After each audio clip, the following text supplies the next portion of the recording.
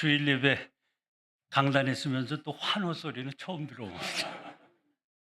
우리 찬양대 찬양 큰 은혜 받았고 우리 조장로님 기도에 큰 도전과 은혜를 받았습니다. 감사합니다.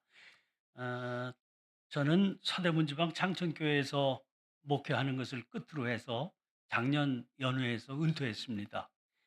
은퇴를 영어로 리타이어라고 그래서 타이어를 새로 갈아 끼우고 다시 달려봐라. 그런 의미로 서양에서는 해석을 한다고 그래요. 근데 우리말로는 은퇴 그러면 숨길 은, 물러날 퇴. 그래서 물러나서 숨어 사는 거다.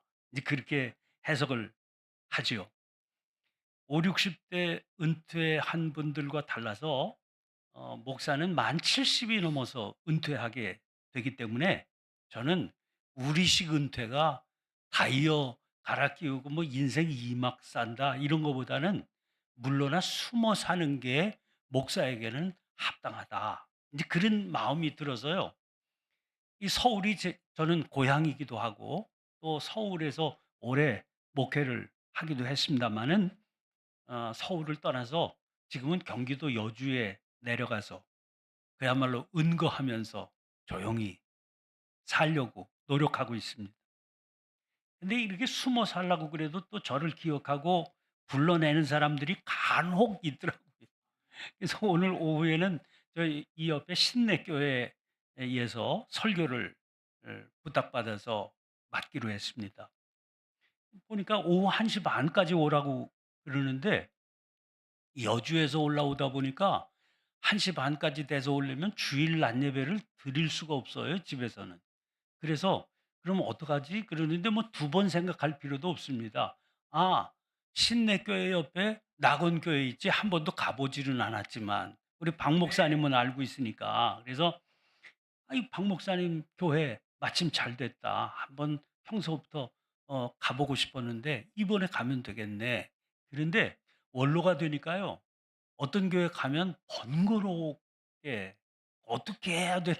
이게 원로 목사가 오시는데 이거 어떡하나 신경을 많이 쓰는 것 같아요. 그래서 제가 드리고 있는 습관이 주일날 쓱 가는 겁니다. 그러면 뭐 어차피 갑자기 나타난 거니까 그렇게 했는데 요새 또 무슨 문제가 있는 거 아니 예배 시간이 또 다른 교회들이 있더라고요. 10시 반에 드리기도 하고 어떤 교회는 10시에 드리기도 하고 그래서 막상 11시다. 예배 시간은 11시다. 이렇게 생각하고 갔다가는 아주 낭패를 하는 경우도 있고 낙원교회 주차 사정이 또 어떻게 될지 몰라서 그래서 어 잘 버티고 있다가 낙원교회 간다 하는 마음은 오래전부터 결정을 했었는데 잘 버티고 버티다가 토요일 날 연락을 드렸죠. 주일 예배 다 준비 끝난 다음에 딱 연락하면 되겠지. 그랬더니 박 목사님이 강권적으로 오늘 여기 서서 설교해야 된다. 아이 주보도 다 됐을 텐데 우리 교회는 교회에서 출력하니까 다시 합니다. 근데 또 가만히 보니까 박 목사님이 고집이 또 달라서 그래서 순종하는 마음으로 오늘 강단에 서게 됐습니다. 늘 어떤 교회일까 또 어떤 성도들일까 궁금했던 자인데 이렇게 직접 만나서 말씀의 교제를 나눌 수 있게 되어서 하나님 앞에 감사하고 불러주신 목사님과 여러분들께 감사를 드립니다. 오늘은 주님의 십자가 고난을 묵상하며 보내는 사순절 셋째 주일입니다. 여러분들은 이 기간을 어떻게 보내고 계시는지요? 저는 개인적으로 주님 앞에 부끄러움을 가득 안고 이 절기를 보내고 있습니다. 제 딸아이가 일본에서 대학 교수하고 있는데 방학을 맞아서 귀국을 해서 저희와 함께 지내고 있다가 또 방학 중에도 또 학교 일로 출장을 갈 일이 있다 그래서 서울에 1박 2일로 출장을 다녀왔습니다. 다녀와서 하는 말이에요. 그 이제 일본의 학생들을 데리고 내년에 한국을 이렇게 한 바퀴 돌 그런 프로젝트를 맡아서 그것 때문에 출장을 다녀온 건데 학생들 데리고 다닐 길을 이 행로를 이렇게 연구하면서 인사동 부근을 지났다고 그래요. 근데 거기서 탄핵 반대, 탄핵 찬성하는 시위가 요란했답니다. 근데 딸아이가 놀란 거예요. 반대하는 쪽도 찬성하는 쪽도 요란한데 그 요란한 게 찬송 소리더라는 거예요. 심지어 자기에게 아파트 다 줘야 된다. 누구를 향해서인지 피켓 들고 1인 시위하는 그런 여자를 봤는데 그 사람도 큰 소리로 찬송가 부르고 있더라. 한적한 여주에서 사람들 만날 일 별로 없이 사는 저와 달리 이 복잡한 서울 한복판에서 수많은 사람들과 뒤섞여 살아가고 있는 여러분들은 요즘 기독교인으로 어떤 마음을 지니고 살아가고 계시는지요? 정치적 견해는 같은 믿음을 가진 사람들끼리라도 서로 다를 수가 있는 겁니다. 그러나 문제는 겉으로 드러나는 행동 양식입니다. 나와 다른 사람들을 대하는 태도가 독단적이고 혐오가 가득한 모습은 그게 어떤 식으로라 할지라도 그건 정당화될 수 없는 겁니다. 더구나 그런 태도에 폭력까지 동반이 된다. 어떻게 그걸 기독교적이라고 말할 수가 있겠습니까? 그런데 요즘 거리에서 전개되는 사람들의 행태를 보세요. 거리 폭력배들이라고 그래도 다를 바 없을 수준의 욕설, 미움, 증오가 담긴 폭력이 아무런 여과 없이 쏟아지고 있는 겁니다. 가뜩이나 온 국민들이 지금 내전 차원의 국론 분열을 걱정하고 있지 않습니까? 그런데 사랑과 용서와 화해를 앞장서서 실천해야 될 기독교가 그런 일에 앞장서고 있다는 거예요. 찬송 부르면서. 침묵하고 있는 많은 국민들이 바라보는 이 시대 교회의 모습은 어떤 걸까요? 저에게는 소리내지 않고 지켜보고 있는 그 국민들의 소리가 들려오는 것 같아요. 그 사람들은 지금 당신들이 내세우는 기독교적인 가치관, 성경의 진리가 과연 어떤 것입니까? 이렇게 묻고 있는 것 같아요. 그런 이유 때문일까요? 요즘은 이웃에게 전도하는 교인들을 만나보기가 어렵습니다. 은퇴한 뒤에 저는 새로운 삶에 적응해 가고 있거든요. 목회하는 동안에는 계속해서 40년 이상 그 교회 사택에서 저는 살았습니다. 많은 경우 사택은 예배당 울타리 안에 있었습니다. 예배당 울타리 바깥에 있는 아파트에서도 뭐 더러더러 살았습니다. 그때도 교회에 묶여서 새벽에 나갔다가 밤늦게 들어오는 게 일상이니까 거의 대부분 예배당 안에서만 사는 것과 다를 바가 없었죠. 그러다가 요즘은 주로 집에 머무르게 되니까 아파트에 살기는 합니다만은 오고 가면서 이웃들과 자주 마주치게 됩니다. 저희 아파트 같은 동 같은 라인에 아파트 경로당 회장님이 사셔요. 이분이 만날 때마다 저보고 연세 해당되시는 것 같은데 경로당 나오세요. 은퇴했어도요. 아직은 오늘처럼 감당해야 될 일이 있잖아요. 또 만나야 될 사람들도 덜어 있고 찾아오는 사람들도 꽤 많습니다. 그러니까 아직도 은퇴해서도 옛 삶에 조금 묶여 있는 거죠. 그러니까 제가 아직 한가하게 경로당 나가서 앉아 있을 형편이 되지 못하는 겁니다. 아니 떨컥 경로당 회원 됐다가 나가보지도 않고 그러면 또 욕먹지 않겠어요? 목사인 걸 알 텐데. 또 그것도 그렇지만 아직은 제가 목사 때가 덜 벗겨져서요. 생각해 보세요. 경로당 나가서 노인들 화투판, 장기판 옆에 앉아있는 제 모습이 영 받아들여지지가 않는 거예요. 그래서, 그런데도 자꾸 말씀을 하시니까 얼굴 부딪힐 때마다 참 미안하고 송구스럽습니다. 그런데 이 양반 또 지치지도 않으세요. 그 눈치도 없는지 계속해서 나오라는 거예요. "좋아요. 경로당 나오시면 한번 나와 보세요." 그래서 제가 저 멀리서 그분하고 같이 엘리베이터 탈 것 같으면 멀리 돌아갑니다.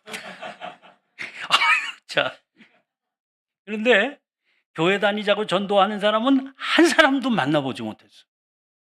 인구 통계 보면 저희 아파트만 해도 교회 다니는 가구가 꽤 되기는 할 것 같은데 어쩌면 그렇게 한 사람도 없는지 모르겠어요. 놀라울 정도예요. 교회라고 할 수는 없지만 전철역에서 내리면 꼭 부딪히는 전도자들 있습니다. 그게 하나님의 교회라고 하는 이단 종파 사람들입니다. 그 사람들은 밤이고 낮이고 자기 얘기 들어보라고 접근해. 가만 살펴보니까 저만 아니라 그 사람들 역시 사람들이 피해가더라고요. 그런 모습을 보면 저런 건 효과적인 전도 방법은 아니로구나 하는 걸 깨닫습니다. 예전에는 우리 잘 아는 대로 여호와의 증인들이 그런 식이었죠. 그러다가 언제부턴가 여호와의 증인들은 그런 식 전도를 하지 않습니다. 제가 듣기로는 그 종파 내부적인 반성이 있었다고 그래요.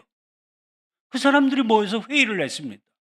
우리가 이렇게 열심히 전도하는데 왜 열매가 없냐? 진지하게 검토를 해보니까 자기들의 그런 적극적인 방식이 사람들에게 거부감을 일으키기 때문에 오히려 손해다. 그런 결론이 나왔다는 거예요. 지금 그런 면에서도 우리가 하나님의 교회처럼 전도하는 게 꼭 옳다고만은 할 수가 없습니다. 그러나 어떤 식으로든 교회는 전도하는 공동체여야 됩니다. 전도하지 않는 교회는 교회가 이미 아니기 때문입니다. 세상 속에서 복음으로 생명의 소망을 전해서 희망이 되라고 하나님께서 세우신 공동체가 교회니까 당연히 전도해야 되지요. 그런데 이제 은퇴하고 나니까 교회 울타리 바깥에 머물게 됩니다. 교회 울타리 바깥에서 바라본 교회는 담장이 너무 높은 것 같다. 그런 생각이 듭니다. 낙원교회야 상가 건물인데 눈에 보이는 담 당연히 없겠지요. 그러나 눈에 보이는 그 담, 그 울타리를 말하는 게 아니에요. 사람들끼리 만들어 놓은 담, 그게 너무 높은 것 같다. 그런 얘기입니다. 그 높은 담 안에서 자기들끼리 지지고 볶으며 살아가는 그 담 말하는 거예요. 한번 생각해 보세요. 이 낙원교회가 여기 있는데 이 교회 바깥에 있는 지금도 뭐 사람들이 많이 오고 가던데 그 바깥에 있는 이들은 이 교회와 무슨 상관이 있습니까? 아, 거기 예배당 있지. 5층에 예배당 있잖아. 알고는 있지요. 그러나 4층에 사는 사람들, 3층에서 일하는 사람들이 그 예배당 안에서 뭘 하고 있는지, 누가 있는지 아예 상관도 없이 살아가고 있는 건 아닙니까? 교회는 그런 점에서 마치 먼 바다에 떠 있는 섬과 같은 모습이다. 그런 마음이 듭니다. 에베소 1장 12절 말씀을 보면 하나님께서 우리를 당신의 기업이 되게 하신 것은 오래전부터 바라던 그의 영광의 찬송이 되게 하려 하심이라고 그랬습니다. 하나님께서는 예수님을 십자가에 못 박아 죽게 하심으로 우리의 죄를 사해 주셨습니다. 그것은 오래전부터 품으셨던 당신의 목적을 이루기 위한 것이라 그 말씀이에요. 그럼 그 목적이 뭘까요? 말씀하잖아요. 그의 은혜의 영광을 찬송하게 하려는 겁니다. 그러면 하나님께서는 그 찬송이 어디에서 울려 퍼지기를 원하실까요? 아름답게 지어진 예배당 아닙니다. 진정한 희망을 모르고 지옥 같은 삶을 살아가고 있는 이 세상 속에서 울려 퍼지게 해야 되는 거예요. 그 일을 위해서 그 일을 하라고 세워진 공동체가 교회인 겁니다. 그런 의미에서 전도는 교회의 정체성, 교회를 교회되게 하는 일이다. 이렇게 정의를 내릴 수가 있는 거죠. 그런데 문제는 오늘 같은 이 시대에 우리가 어떻게 우리의 정체성을 유지하며 살아갈 수 있겠느냐 하는 겁니다. 이런 질문을 붙들고 우리는 오늘 본문 말씀을 받게 됩니다. 베드로 사도는 교회가 심각한 핍박으로 인해서 존립 자체가 위태로웠던 시대의 교회를 이끌던 지도자입니다. 그는 성도들을 향해서 악행한다고 비방하는 자들이 세상에 넘쳐나고 있다고 하는 걸 너무나 잘 알고 있어요. 곳곳에서 교회 공동체가 존립 자체의 위협을 받고 있었습니다. 성도들은 자유를 빼앗기기도 하고 생존의 위협을 당하기도 했습니다. 이런 상황에서 교회 지도자인 베드로 사도는 교회의 생존 전략, 이런 시대에 교회가 어떻게 살아남을 것이냐, 이런 생존 전략을 말하는 대신에 교회가 어떻게 할 일을 해야 될 것이냐 하는 걸 계속해서 전하고 있어요. 해야 할 일을 하는 그것만이 교회가 무너지지 않는 길이라고 하는 걸 알고 있었기 때문이죠. 이건 베드로의 영적 체험이기도 했습니다. 여러분, 베드로가 누굽니까? 가이사랴 빌립보에서 있었던 일 여러분 기억하시죠? 주님께서 너희는 나를 누구라 하느냐 제자들에게 물으셨을 때 주는 그리스도시요 살아계신 하나님의 아들이시라고 대답했던 사람입니다. 시몬이었던 그가 그 대답으로 얻은 자랑스러운 이름이 반석이라고 하는 의미의 베드로입니다. 그 이름 주시며 주님은 그에게 천국 열쇠를 너에게 주겠다 선언하셨죠. 그런데 바로 그 시간에 그 자리에서 뜻밖의 일이 벌어집니다. 베드로의 고백을 들으신 후에 주님은 당신이 많은 고난을 받고 죽임을 당하고 제3일에 다시 살아나야 되리라 말씀하십니다. 그 말씀 들은 베드로가요 주님을 붙들고 항변했다는 겁니다. 그리스도시요 살아계신 하나님의 아들이신 주님은 영광의 주님이셔야지, 능력의 주님이셔야 되는데, 아니 고난과 죽임 당치도 않은 일이다 그렇게 여겼던 겁니다. 결국 십자가를 향한 길에서 그는 주님을 부인하고 말았습니다. 그랬던 그가 부활하신 주님을 만난 뒤에야 십자가의 고난과 죽음이 진정한 영광을 얻는 길이로구나 하는 걸 깨닫게 되었습니다. 교회사에서 전해오는 이야기에 의하면 후에 그는 스스로 로마로 들어가서 십자가에 거꾸로 매달려 순교했다는 거죠.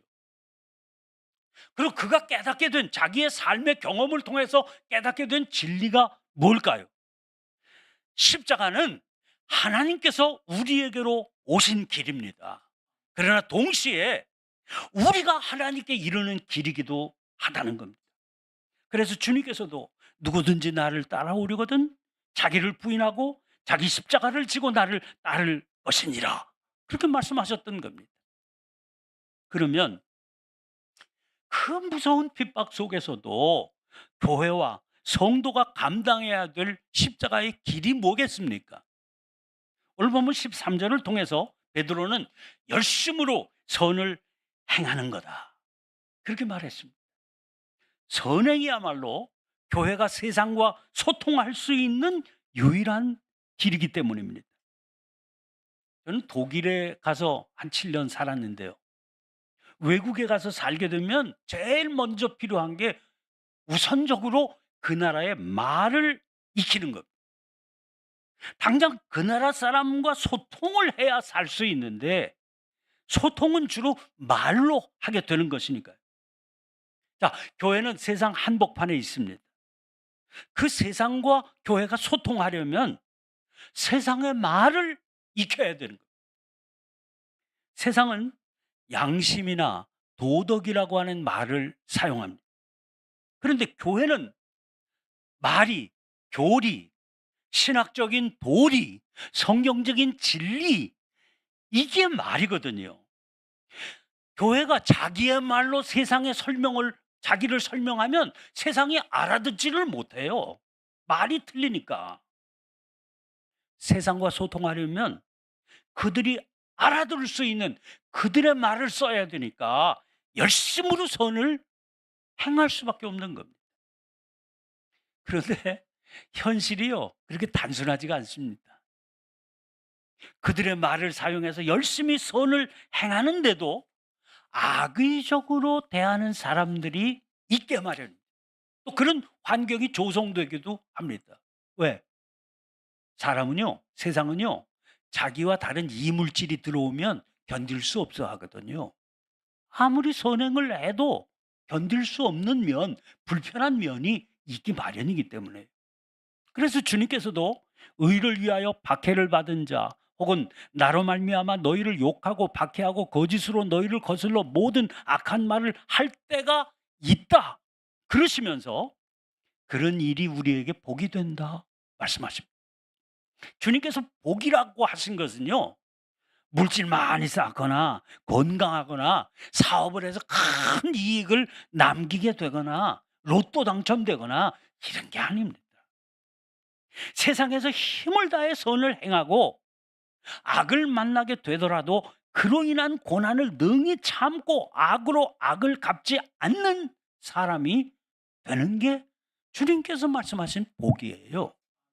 그러므로 아니 복이 왔는데 그런 상황을 이상하게 여긴다거나 거부하고 힘으로 대항하려거나 그래서는 안 된다는 겁니다. 그건 복으로 여기지 않겠다는 결단을 보이는 것과 마찬가지니까요. 그럴수록 오히려 더 적극적으로 더 선행을 하려는 그런 태도가 우리에게 필요한 거죠. 문제는 어떻게 하면 우리가 그런 복을 누릴 수 있게 될 것이냐 하는 겁니다. 베드로 사도는 그게 너희 마음에 그리스도를 주로 삼아 거룩하게 할 때 가능하다. 그렇게 가르칩니다. 그리스도를 주로 삼는다는 게 무슨 말이에요? 주님의 권세와 권위 앞에 엎드려서 저는 주님의 소유입니다. 이렇게 고백한다는 말입니다. 우리 안에 내주하셔서 우리 삶의 주인이 되신 주님께서는 몸을 죽이고 그 후에는 능히 더 못하는 자들을 두려워하지 말아야 된다. 내 백성은 그래야 된다. 그러시면서 마땅히 너희는 두려워할 자를 두려워해야 된다. 가르쳐 주셨어요. 이게 주님의 분명한 뜻 아닙니까? 그러면 주인의 뜻을 따라 그 말씀을 마음으로 받아 순종할 때 우리는 주님께서 복이라고 하신 그 복을 누릴 수 있게 되는 거지요. 자, 이렇게 되면 무슨 일이 벌어지게 될까요? 우리가 흔들리지 않으면 세상이 흔들리게 됩니다. 우리가 흔들리지 않으면 사람이 흔들리게 됩니다. 세상의 상식, 합리적인 기준, 겨우 도덕적 양심에만 의지해서 살아가던 사람들에게는 우리의 이런 모습이 큰 의문을 일으켜서 자기들이 나름대로 건실하게 쌓아 올리고 살아간다고 생각하던 그 삶에 금이 가고 흔들림이 오게 돼 있어요. 진동이 오게 돼 있다 그 말이에요. 악한 행실로 괴롭히는데도 그 악을 악으로 갚지 않을 뿐만 아니라 오히려 복을 빌고 참으면서 계속해서 선을 행하는 그 태도, 그것 앞에 자기들의 삶이 흔들려요. 그래서 참으로 궁금해지게 되는 겁니다. 이 사람 도대체 뭐지? 싶게 되는 거지요. 도무지 궁금해서 견딜 수 없게 되면 우리에게 그들 스스로 물어오게 됩니다. 너희들의 정체는 도대체 뭐냐? 이렇게 물어오게 돼요. 이게 중요한 겁니다. 진정한 성도의 삶은 세상의 의문의 파문을 일으켜서 질문을 하게 만드는 거예요. 우리의 사명은 그렇게 질문해 올 때 그 질문에 대답해 주는 거예요. 그런데 우리를 보고도 세상에 아무런 의문이 생기지 않는 게 문제인 겁니다. 왜 의문이 생기지 않아요? 자기들 살아가는 거나 우리들 살아가는 거나 다를 게 없으니까 의문할 게 없어지는 거예요. 의문이 생기지 않으니까 질문하지 않게 되지요. 상대가 질문을 하지 않는데도 자꾸만 쫓아가서 대답 전해 주겠다고 그러니까 그 사람 들을 리가 없지 않습니까? 귀가 닫혀 있는 거예요. 귀가 닫혀 있는데 대답해 주겠다고 나서면 볼륨만 자꾸 높이게 되는 거예요. 그럴수록 우리가 전하는 게 복음이 아니라 소음이 되고 마는 겁니다. 그러니까 우리들의 삶을 보고 세상 사람들 안에서 질문이 일어나야 됩니다. '어떻게 저 사람은 저렇게 살 수 있는 거지?' 알고 싶은 마음이 견딜 수 없게 일어나야 됩니다. 실제로 이런 일이 믿음의 삶을 통해서 수없이 일어나요. 사랑의 원자탄 손양원 목사님. 미국 유학 앞두고 있는 두 아들을 죽창으로 찔러 죽이고 감옥에 갇힌 공산당원의 석방을 당신이 앞장서서 탄원했습니다. 그리고 그 살인자가 석방이 되니까 당신이 나서서 그 사람을 당신의 양자로 입적했어요.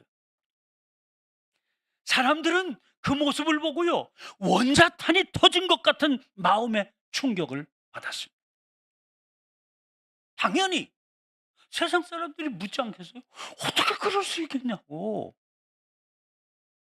그때 대답을 해주신 겁니다. 장기려 박사님, 치료비가 없던 환자에게 자기의 급여를 가불해서 퇴원시켰습니다. 언제나 시장에서 상인들이 부르는 값보다 더 비싼 값을 주고 돈을 더 얹어주고 물건을 사셨습니다. 주변 사람들이 안타까운 마음에 저 선생님이 너무 순진해서 그렇다. 깎아야지 어떻게 더 주고 사시냐. 선생님, 그거 부르는 거요. 선생님한테 바가지 씌우는 거예요. 그렇게 하시면 안 돼요. 일깨워 드렸죠. 그러자 이 양반이 대답하십니다. 그걸 깎으려고 한다고 그래서 그 사람들이 달라지겠냐. 차라리 이렇게 그냥 올려주면 앞으로 겁이 나서라도 그러지 않을 거다. 이렇게 대답했다는 거예요. 여러분, 이렇게 사는 분이 여러분 주변에 있으면 사람들이 묻지 않겠어요? 아니, 어떻게 그렇게 살 수 있는 거냐고. 이런 삶에 대해서 사람들이 던지는 질문이 어떤 겁니까? 도대체 당신은 뭘 믿고 살기에 그렇게 살 수 있는 거요? 이거겠죠. 베드로는 그 질문이 너희 안에 있는 소망에 관한 이유다. 그렇게 정리해 주신 겁니다. 그리고 그 질문에 대한 대답이 항상 준비되어 있어야 된다. 그러셨어요. 그렇습니다. 대답할 것은 우리 안에 있는 소망인 겁니다. 그 소망이 있기 때문에 우리가 성도인 거예요. 세례받았다. 교인 등록증이 있다. 그래서 성도가 아니라 그 소망이 내 삶 안에 있기 때문에, 그래서 그 소망이 내 삶을 이끌어가고 있기 때문에 내가 성도가 되는 겁니다. 이 편지 첫 부분에서 베드로는 성도들에게 안부를 전하자마자 우리 안에 있는 산 소망에 대해서 설명을 한 바 있습니다. 1장 3절 4절입니다. 우리 주 예수 그리스도의 아버지 하나님을 찬송하리로다. 그의 많으신 긍휼대로 예수 그리스도를 죽은 자 가운데서 부활하게 하심으로 말미암아 우리를 거듭나게 하사 산 소망이 있게 하시며 썩지 않고 더럽지 않고 쇠하지 아니하는 유업을 있게 하시나니 곧 너희를 위하여 하늘에 간직하신 것이라. 놀라운 일 아닙니까? 우리 아버지이신 하나님께서 우리를 거듭나게 하시려고 이 땅에 보내주셔서 십자가에서 돌아가신 예수님을 부활하게 하셔서 우리도 그와 같이 영광을 얻게 되리라 하는 걸 확실히 알게 해주셨다는 거예요. 유진 피터스는 여기 등장하는 산소망이라고 하는 말을 가장 중요한 삶의 목적, 이렇게 옮기고 있습니다. 가장 중요한 삶의 목적을 얻게 되었으므로 미래가 우리 앞에 활짝 열렸다는 거예요. 그 미래는 온전하게 치유된 생명을 얻게 될 그날입니다. 그러니 그 날이 이미 열려 있는데 우리에게는, 그런 우리가 도대체 세상의 그 어떤 것 때문에 흔들릴 수 있겠어요? 그 사실을 사람들이 물어올 때마다 분명하게 알려주라는 겁니다. 그런데 이 대답을 할 때 특별히 조심해야 될 게 있습니다. 대답은 분명하게 해야 되지만 태도는 온유와 두려움, 그리고 선한 양심을 지녀야 된다는 거예요. 이 산소망은 자기가 능력이 있어서 쟁취한 게 아니거든요. 하나님께서 많으신 긍휼대로 허락해 주신 자비의 선물이요 은혜의 결과입니다. 그러니까 나뿐만 아니라 그 어떤 사람이라도 기대할 수 있어야 되는 소망. 이렇게만 살면 당신도 다 그렇게 될 수 있다. 기대할 수 있는 소망 아닙니까? 그런데 듣는 사람들로 하여금 대답하는 사람이 자기 자랑하는 것처럼 느끼게 만들면 기대하기는커녕 주눅들게 되겠죠. 그래서는 안 되기 때문에 온유해야 된다는 겁니다. 여러분, 온유와 반대되는 태도가 뭘까요? 어떤 목사님이 이렇게 설명했습니다. 자기 주장을 내세워 반드시 관철시키려는 태도, 함부로 말하는 거친 태도, 혹은 무정하고 가혹한 태도. 여러분, 우리의 목적은, 우리가 우리 안에 있는 소망을 설명하는 우리의 목적은 질문 던지는 그 사람을 살려내야 되겠다는 겁니다. 자기 하는 말을 어떤 식으로든 관철시키겠다는 것도 아니고 그의 승복을 받아내겠다는 것도 아니에요. 그렇게 하려면, 그 목적을 이루려면 흔히 말하죠. 말은 옳은데 말은 옳아 하는 말은. 근데 싸가지가 없어. 그러면 안 받아들여지죠. 그런 느낌이 들어서는 안 되는 겁니다. 이런 거부감이 들지 않게 하는 태도가 무엇보다 중요하기 때문에 온유해야 된다는 거예요. 그럼 두려움은 왜 필요할까요? 물론 대답한 결과에 대한 두려움일 수도 있습니다. 당시에 그 엄혹한 환경 떠올려 보세요. 그 사람에게 나 교회 다녀, 나 예수 믿어, 그렇게 말하면 혹시 가져오게 될지도 모르는 그 엄청난 결과를 생각하면 어떻게 두려움이 없겠어요. 그러나 그와 함께 너 자신만만해서는 안 된다, 그런 경고일 수도 있습니다. 진정한 성도는 사람들에게 질문을 던지게 만든 자기의 삶이 자기 능력의 결과가 아니라는 걸 분명히 알고 있잖아요. 그것은 오직 주님께로부터 거저받은 은혜의 결과일 뿐입니다. 그런데도 설명하기 어려운 그 깊은 세계를 저 사람은 아직 잘 모르잖아요.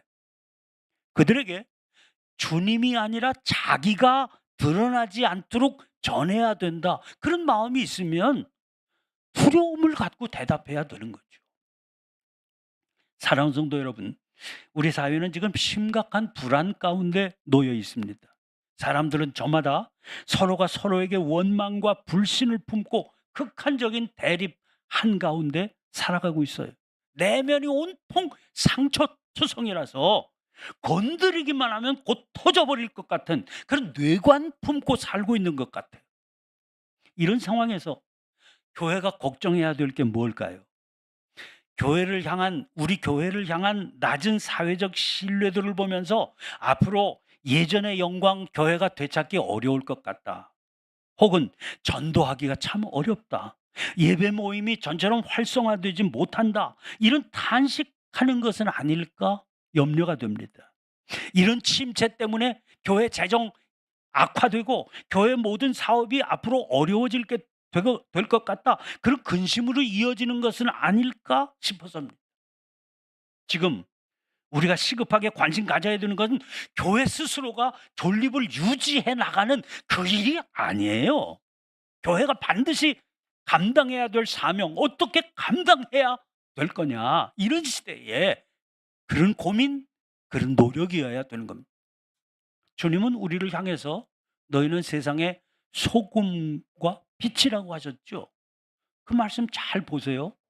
소금이 되라, 빛이 되라 그러시지 않았어요. 소금이다, 빛이다 그러셨어요. 노력해서 애써서 쟁취하는 게 아니에요. 그리스도를 주로 삼아 그 말씀에 순종하고 살면 그 삶이 소금인 겁니다. 그 삶이 빛인 겁니다. 그 자체로 소금이고 그 자체로 빛이에요. 소금이 무슨 양이 많아서 힘을 발휘하는 게 아니잖아요. 저희 어머님 김장 담그실 때 보니까 소금 조금 많이 넣었잖아요. 그럼 배추가 미쳤다고 그러더라고요. 그죠? 소금은 적당히 조금만 넣어야 돼요. 너무 많이 넣으면 큰일 나요. 빛도 마찬가지입니다. 아주 작은 빛만 있어도 칠흑 같은 어둠을 뚫고 생명의 길 비춰줄 수 있는 겁니다. 우린 자꾸 생각해요. 더 커지고 더 힘을 많이 모아야, 그래서 규모가 커지고 힘의 영향력을 키워야 된다. 그게 조급해져서 그래서 발버둥을 치는, 그건 바른 믿음의 태도가 아닙니다. 한 사람 한 사람이 자기가 섞여 살아가고 있는 세상 속에서 소금이고 비치면 되는 겁니다. 누가 보더라도 어렵다 할 그런 때일수록, 그래서 우리는 더 열심히 선을 행해야 됩니다. 우리를 향해서 온갖 비난, 비방이 쏟아질 그때야말로 악을 악으로, 욕을 욕으로 갚지 말고 도리어 복을 빌어줘야 될 때입니다.